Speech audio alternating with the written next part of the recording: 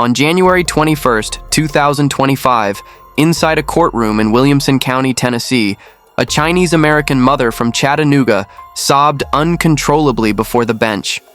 Through an interpreter, she desperately tried to convince the judge that her son, Jason Chen, was truly a good person, an obedient and devoted child. She begged the court to show mercy, to give her son a chance to turn his life around.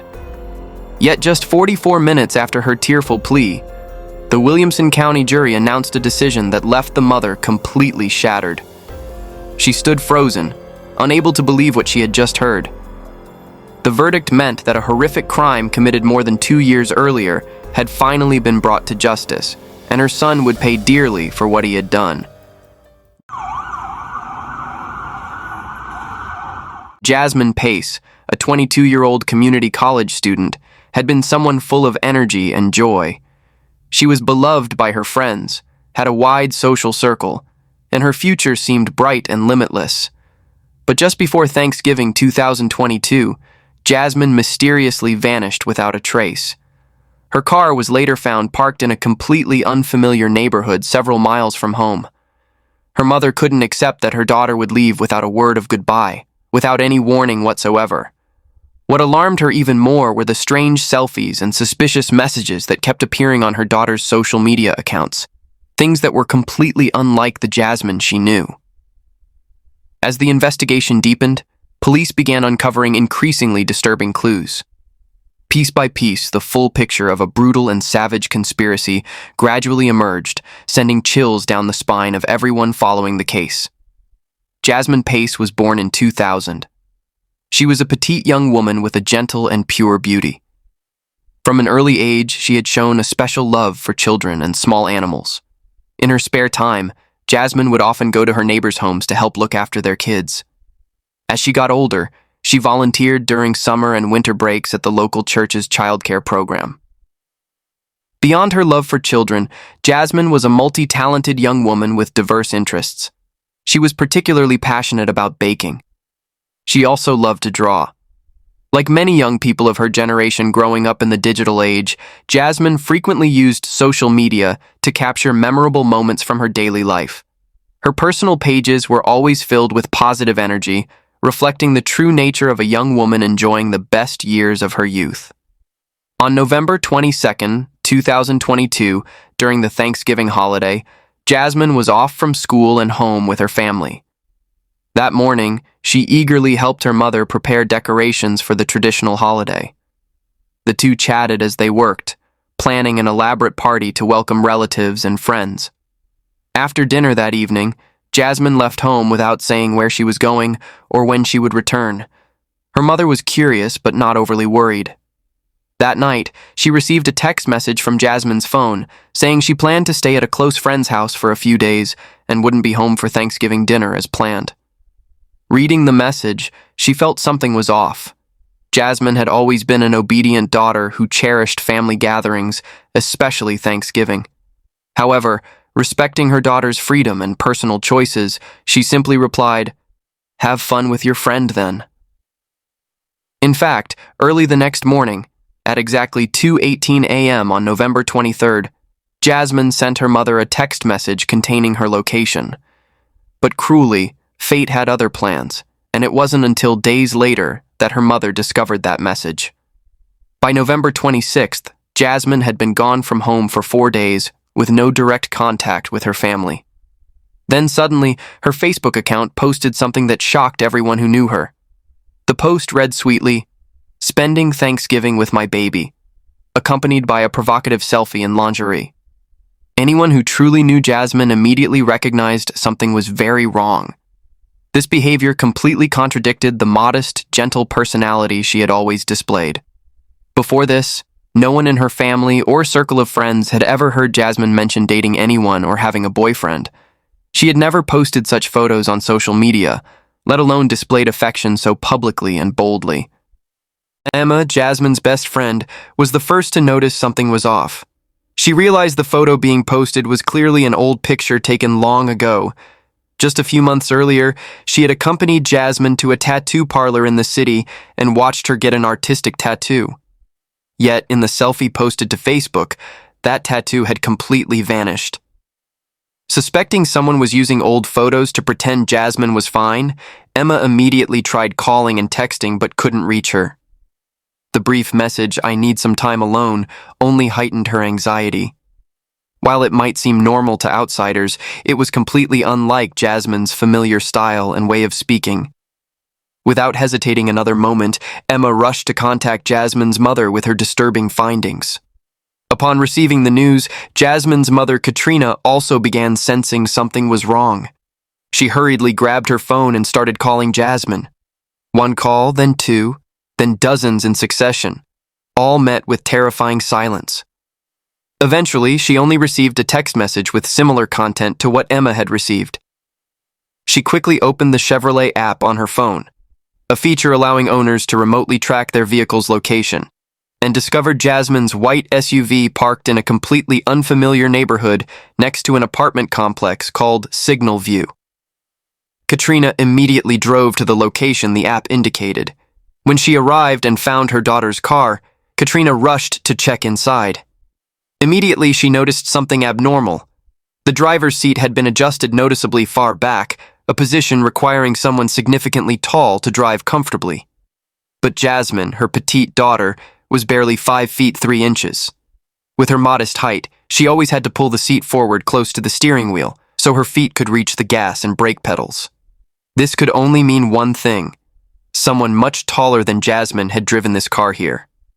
Looking around the unfamiliar area, Katrina searched for any clue that might explain the car's presence. But she didn't recognize this place at all, and she had never heard Jasmine mention having any friends or acquaintances living in this area. All these abnormalities combined made the mother increasingly worried. She knew something terrible had happened to her daughter. Katrina hurriedly called the emergency number to report to police. However, when Katrina explained the entire situation to police, their response left her deeply disappointed and helpless. According to law enforcement, Jasmine was 22 years old, a legal adult with full personal freedom who could go anywhere she wanted without reporting to or asking permission from anyone, including family. Furthermore, she had proactively left messages for friends and relatives, clearly expressing her desire to be alone and need private time to rest. In the eyes of police, these weren't signs of a concerning disappearance, just a young woman seeking personal space for herself. Police further noted that young people's personalities are inherently unpredictable and often change with momentary emotions. When Katrina mentioned that Jasmine's grandmother had passed away shortly before Thanksgiving, they had even more reason to believe their theory. The loss of her beloved grandmother was surely a major emotional blow to the young woman, and Jasmine might simply be too grief-stricken, deciding to hide away for a few days to face her loss alone. Nevertheless, given the mother's worry and pleading, police recorded her contact information and promised to help search within their capacity. Seeing that police seemed unwilling to take decisive action, Jasmine's family decided they couldn't just sit and wait. They launched their own search with all the strength and resources they had. She mobilized friends and relatives to go to the Signal View apartment complex where Jasmine's car was found, patiently knocking on door after door, carrying photos of the girl and asking each resident if they had seen her daughter. But all their efforts were met with indifferent headshakes and negative answers. Not one of them recognized Jasmine or remembered seeing her anywhere in the area. The family felt they had hit a dead end, all search efforts reaching an impasse. The only thing they received were occasional reports that Jasmine was still active on social media, still texting friends and assuring everyone she was perfectly safe.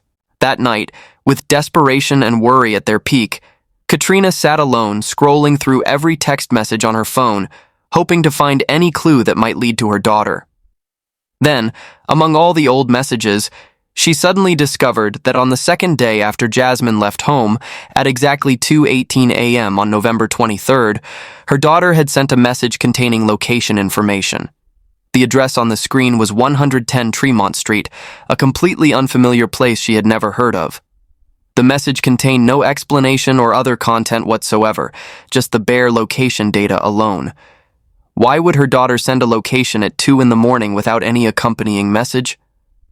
Why just a cold, lonely address? This had to be a distress signal, but fate was cruel, At that very moment, Katrina had been deep asleep, completely unaware. Thinking of this, the heartbroken mother couldn't close her eyes anymore, lying awake and restless through the night. At dawn, Jasmine's family rushed to 110 Tremont Street.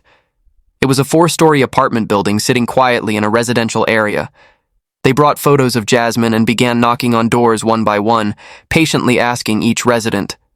But once again, no one in the building remembered seeing Jasmine or knew anything about her. Undeterred, the family expanded their search. They even rummaged through the large dumpsters at the base of the building. They also approached building management to request access to security camera footage, but without official police involvement, management flatly refused their request. However, at their most desperate moment, a small shop owner located along the street near the building listened to the family's heartbreaking story and kindly agreed to help. He let them review footage from his store's security cameras, installed to monitor the area in front of his shop, but inadvertently capturing part of the street and the entrance to the apartment complex. When the videos were pulled up and played back, Jasmine's family discovered that around 8:45 p.m. on November 23rd, the same day Jasmine sent the location message, a white Chevrolet SUV had sped into the area. The image quality wasn't clear enough to identify the driver's face, but they could vaguely make out that the person driving seemed to be wearing a white hoodie. Notably, cameras didn't record the car leaving the area afterward, not until Jasmine's parents found it parked at the Signal View complex through the GPS app several miles away. This meant someone had driven Jasmine's car here that night, then moved it to another location without being captured by any camera. After days of fruitless searching, Jasmine's family finally got an important lead while knocking on doors at the apartment building at 110 Tremont Street. A woman living in apartment 220 told them that a few nights earlier, she'd been awakened by very loud screaming from a girl coming from apartment 221 next door. She clearly remembered the time was 2:11 a.m. because she had checked her clock. Feeling alarmed, she immediately called police, but no one came to investigate. After a while, the screaming suddenly stopped and everything went silent. Hearing this, Jasmine's family nearly froze. The 2:11 a.m. time the woman mentioned almost perfectly coincided with the 2:18 a.m. when Jasmine sent the location message to her mother. Realizing the severity of the situation, they rushed to knock on apartment 221's door but received no response. The family immediately contacted police again, and this time, with the evidence and witness testimony, police finally took action. With building management's coordination, they were allowed to open the door and enter the mysterious apartment. Apartment 221 was a compact studio with a 1-bedroom, 1-living-room layout. The moment the door opened, a strong chemical smell hit everyone's nostrils, the distinctive odor of bleach, the kind you smell when someone is trying to thoroughly clean something in an unusually meticulous way. The room inside was extremely messy and chaotic, belongings scattered everywhere. Everyone quickly scanned the room searching for Jasmine, but she was nowhere to be found. A brief moment of relief passed through everyone. At least they didn't have to witness the worst immediately. However, that fragile hope quickly vanished when Katrina spotted something on the small dining table in the kitchen area, mixed among the clutter: Jasmine's small travel backpack. Right beside it were her daughter's driver's license and bank card. These were items anyone would take when leaving home. Their presence here could only mean one thing: Jasmine had not left this place voluntarily. Upon this discovery, the panicked mother alerted police and insisted this was very likely a crime scene. Recognizing this was no longer a routine missing person case, police left to obtain an official search warrant, marking the beginning of a criminal investigation into Jasmine's fate. During the wait, the worried mother couldn't leave the building. Katrina was beside herself with anxiety, alternately questioning neighbors about what they heard that night and searching through apartment 221. Perhaps out of sympathy for the mother, building staff didn't stop her. It's said Katrina later took several electronic devices from the apartment, saying she wanted to preserve evidence. Meanwhile, the family also contacted the cell phone provider to access information about Jasmine's calls. Fortunately, Jasmine and her mother shared the same family plan, which allowed Katrina access to her daughter's detailed call history. When the data came through, They discovered that since the night of November 22nd, Jasmine's phone had virtually no incoming or outgoing calls. While reviewing the records, she noticed one particular phone number. On the evening of November 22nd, the very night Jasmine left home, she had a call lasting over an hour with this number. When Katrina tried calling it, someone answered. On the other end was a young man's voice. He introduced himself as Jason Chen, currently a student at the University of Tennessee. He explained that he and Jasmine had met through a dating app. They had been dating for a few months, but their relationship was still in the early getting-to-know-you stage, not serious enough to go public. Upon learning Jasmine was missing, he said he also hadn't received any messages or contact from her for days, and their last conversation had only lasted a few minutes. But Katrina recognized this as a blatant lie. The call records clearly showed the two had talked for exactly 71 minutes on the night the girl disappeared. This had happened just days ago. Over an hour of continuous conversation couldn't possibly be mistaken for just a few minutes. He was definitely lying. What made Katrina even more suspicious was Jason Chen's chillingly indifferent attitude upon hearing his girlfriend was missing. His voice was calm, as if nothing had happened. Katrina urgently reported these findings to police, begging them to investigate this suspicious man named Jason Chen more thoroughly. But once again, police were slow and indecisive, seemingly still not treating this as a serious case requiring priority investigation. It wasn't until near midnight that police finally arrived with an official search warrant in hand. Police immediately began a comprehensive search of the entire apartment. They started in the bedroom, where the bed lay disheveled with sheets and pillows in disarray as if a struggle had taken place. On the bed, they found a small fruit knife in a completely unusual location. Moving to the living room near the floor lamp, investigators discovered a very small amount of blood. In the bathroom, the floor tile grout still showed faint red traces despite someone's obvious attempts to scrub and clean. Through luminol testing, the entire apartment lit up in an eerie fluorescent blue glow. The living room, bedroom, bathroom, not a single area didn't light up. Blood was everywhere. On the floor, walls, furniture, a massive amount of blood that someone had tried to clean and erase but could never completely remove.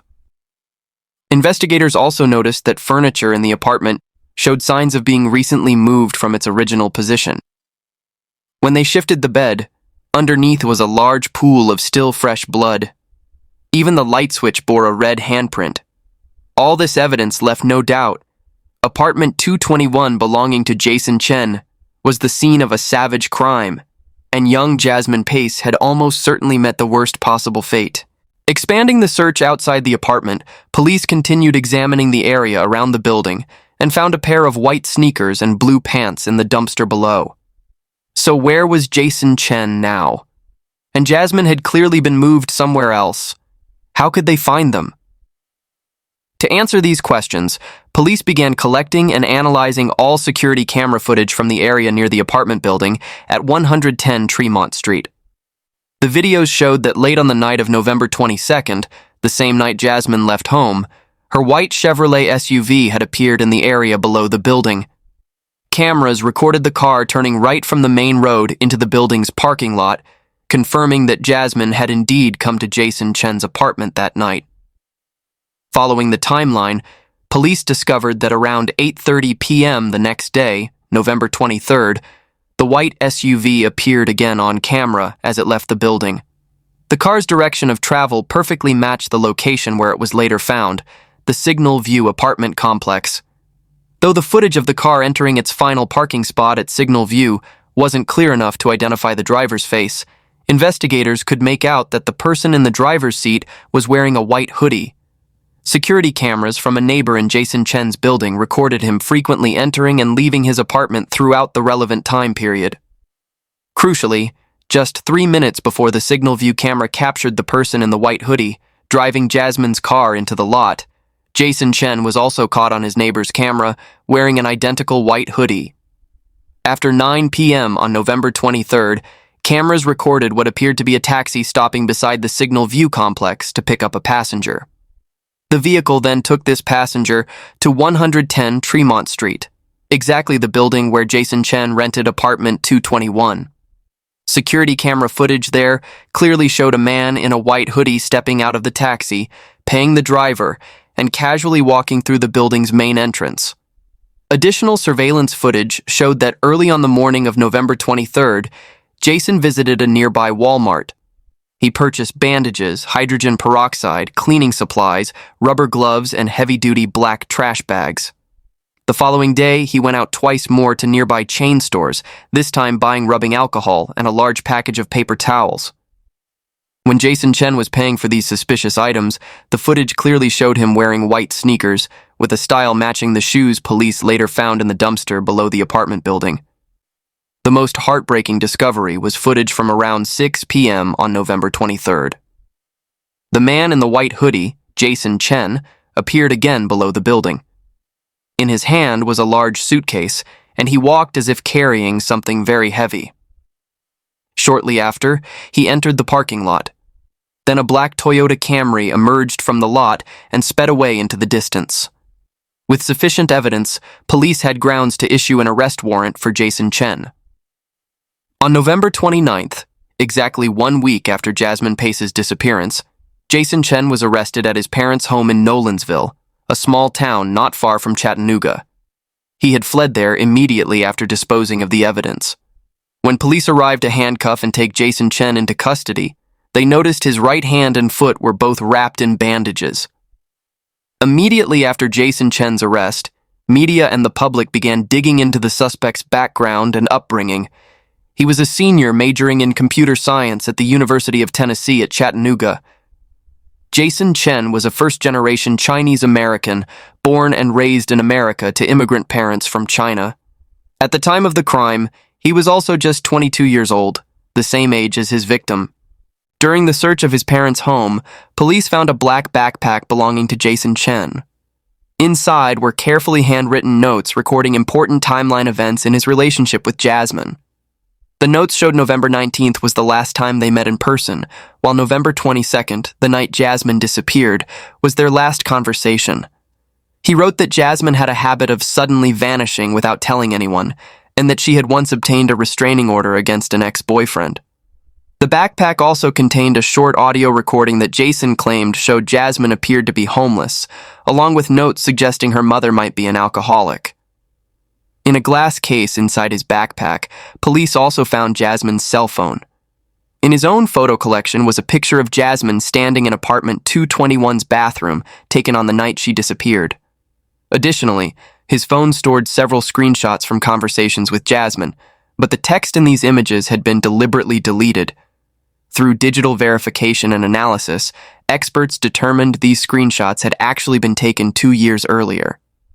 On the morning right after Jasmine was believed to have been killed, Jason Chen calmly opened his phone and sent messages to his victim. "Good morning. Did you sleep well? I made myself a matcha," he wrote, as if speaking to a girlfriend who was still alive and well. The next day, he sent another message. "Hey, want to grab dinner together?" After his arrest, he firmly refused to reveal any information about where he had disposed of Jasmine's body.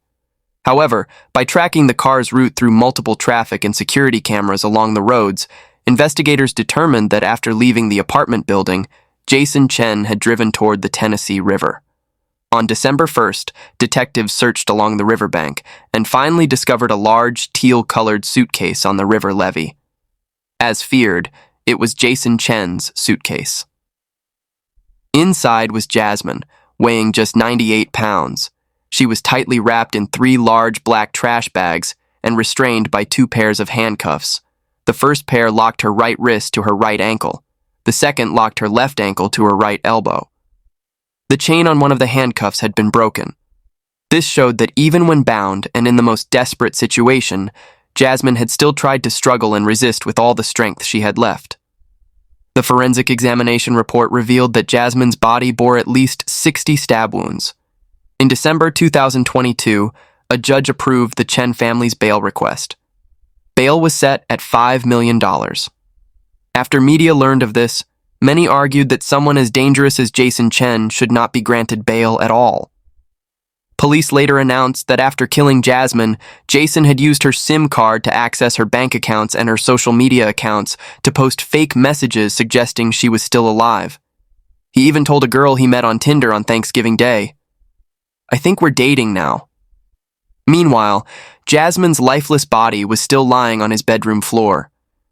In January 2025, the case finally went to trial. Tennessee authorities did not pursue the death penalty. Jason Chen faced the possibility of life in prison. His lawyers argued that he should not be charged with premeditated murder. To prove there was no premeditation, Jason needed to demonstrate he committed the crime in a fit of rage. So he told the court that evening Jasmine came to his apartment and they drank heavily together. Everything was going normally until Jasmine got up to get more alcohol. At that moment, Jason's phone received a message, and Jasmine happened to see it was from another girl he'd met through the Tinder dating app. According to Jason, Jasmine flew into a jealous rage, smashed a bottle, and attacked him with the broken glass. After being injured and in a state of pain and anger, he saw a fruit knife on the table, placed there earlier to open bottles, and in a moment of lost control, picked it up and stabbed his girlfriend to death. The defense also explained why handcuffs were used on his girlfriend. He said it was simply to make the body easier to fit into the suitcase. However, the story Jason Chen concocted was completely refuted by testimony from the woman living in apartment 220 in the same building. Because she had called police that night, she clearly remembered the exact time the noise started, 2:11 a.m. It was a woman screaming loudly. She also clearly heard footsteps of someone running frantically from the bedroom toward the front door of the apartment. When the prosecutor asked whether it was one person's footsteps or multiple people's, she answered without hesitation. It was the sound of multiple people running. Prosecutors theorized that the girl was killed a few minutes after 2:18 a.m., since Jasmine had hurriedly sent her location information to her mother at 2:18. Facing the mountain of evidence against their client, Jason Chen's defense team seemed to adopt a strategy of muddying the waters and sowing doubt. They questioned Katrina about why she had entered and exited apartment 221 multiple times before police conducted their official search with a warrant. They implied this could have been an attempt to plant evidence, that perhaps the mother herself had placed incriminating items in the apartment to frame Jason Chen. However, this argument had absolutely no persuasive power in court. Professional doctors and top medical experts from Tennessee pointed out that most of the wounds were concentrated on the left side of Jasmine's body. Based on the location and characteristics of the wounds, experts concluded that when Jasmine was handcuffed, she was still alive.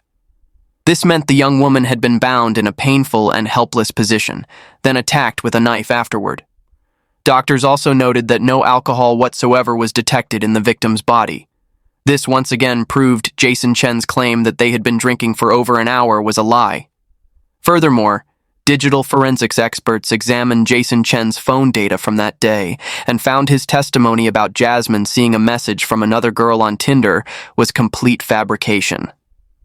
The data confirmed that throughout November 22nd and into the early morning of November 23rd, Jason Chen's Tinder and other social media accounts had not received any messages from anyone. On the sixth day of the trial, the jury took just 40 short minutes to find Jason Chen guilty of first-degree premeditated murder. With this conviction, Jason Chen faced a sentence of life in prison. However, under Tennessee law, after conviction, the court must hold a separate sentencing hearing to determine whether the defendant would be eligible for parole. At the hearing, Jason's mother sobbed uncontrollably before the court, trying to convince them that Jason Chen was truly an obedient and hardworking child, that from a young age he had been taught to distinguish right from wrong and live properly, that he was absolutely not a violent person. Throughout the sentencing hearing, Jason Chen chose to remain silent and did not stand up to speak in his own defense. After considering all factors, including the severity of the crime, the brutality of how it was committed, the efforts to cover up and dispose of evidence, as well as the complete absence of any genuine remorse from the defendant, the jury and judge reached their final decision. Jason Chen would serve life in prison without the possibility of parole. Everything was too late now. Jasmine's family subsequently filed a lawsuit against Jason Chen and his parents for $17 million, accusing them of concealing the truth about the murder and harboring a criminal in their home. On March 19th, 2025, nearly 3 years after the tragedy occurred, media reported that Jason Chen's parents had reached an out-of-court settlement with Jasmine Pace's family regarding the civil lawsuit. This meant both parties agreed to resolve the dispute without going through a civil trial. However, the specific terms of the settlement agreement were not disclosed to the public, and that concludes today's case. Thank you for watching, and I'll see you in the next video.